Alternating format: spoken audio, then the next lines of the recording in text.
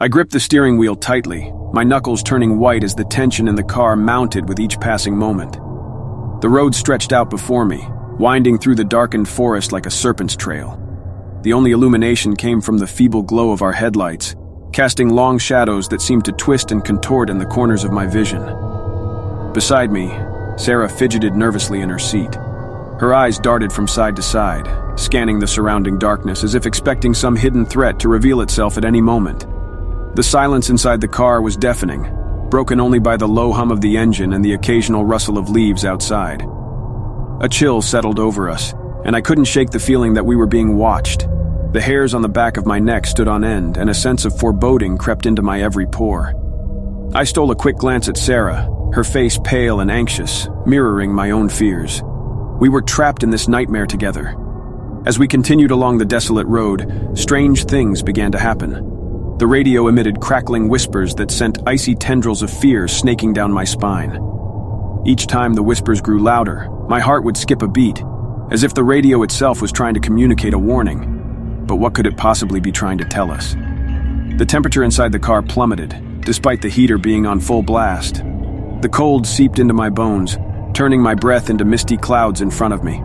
I reached over to adjust the thermostat, but no matter how high I turned the dial, the cold remained relentless. It was as if the very air around us had become infused with malevolence. Suddenly, the headlights flickered, casting erratic beams of light that danced across the road. Shadows darted in and out of my peripheral vision, their movements too swift to track. I blinked hard, trying to clear my vision, but the figures persisted, playing hide-and-seek in the inky blackness. Sarah gasped, her voice barely above a whisper. "Do you see that? Something's out there?" Her trembling finger pointed towards a looming shape at the edge of the road. My heart skipped a beat as I strained my eyes to make out the silhouette. A chill ran down my spine as I realized it was a figure, tall and gaunt, standing motionless in the darkness. Panic gripped me, and without thinking I accelerated, desperate to put distance between us and the lurking presence. But the figure seemed to move effortlessly, gliding alongside the car with an eerie grace. Its eyes, reflecting the faint glow of the moon, bore into mine, filling me with a terror I had never known. The whispers in the radio grew louder, drowning out all rational thought. I felt as though I was being pulled deeper into a nightmarish reality, a twisted realm where the rules of the world no longer applied. I had to escape, to find a way back to safety. The road twisted and turned, each bend bringing us deeper into the heart of the forest. I clung to the steering wheel, my grip slipping with sweat. The car's headlights caught fleeting glimpses of other figures now, emerging from the trees and disappearing just as quickly. They seemed to be multiplying, encircling us on all sides, a malevolent audience to our terror. Sarah's voice quivered as she whispered, "We have to get out of here, Mark. We can't let them catch us." Her plea only fueled my determination to escape this nightmare, to find the light at the end of this dark road. With trembling hands, I pressed harder on the gas pedal, the engine roaring in response.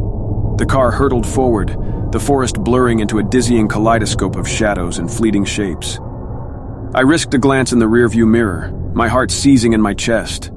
The figures were giving chase, their inhuman forms contorted and twisted. Their eyes glowed with a haunting intensity, their movements becoming more frenzied as they closed the gap between us. They wanted us, and there was no escaping their relentless pursuit. Adrenaline surged through my veins, fueling my desperate fight for survival. I pushed the car to its limits, praying that we would find salvation at the end of this nightmare road. But the forest seemed to stretch on endlessly, the road winding in an endless loop, denying us any hope of escape. In the midst of the chaos, a sudden realization struck me like a bolt of lightning. The figures were not merely chasing us, they were toying with us, reveling in our fear. We were trapped in their twisted game, the rules of which we could not comprehend. Fear and desperation threatened to consume me, but I refused to surrender. I clung to the last vestiges of hope, my determination burning brighter than ever. I would not let these nightmarish entities claim us. We would find a way out. As the engine roared beneath us, I turned to Sarah, her face etched with equal parts terror and courage. I took her hand in mine, our fingers entwined, finding solace and strength in each other's touch. Together, we would face whatever horrors awaited us on this forsaken road.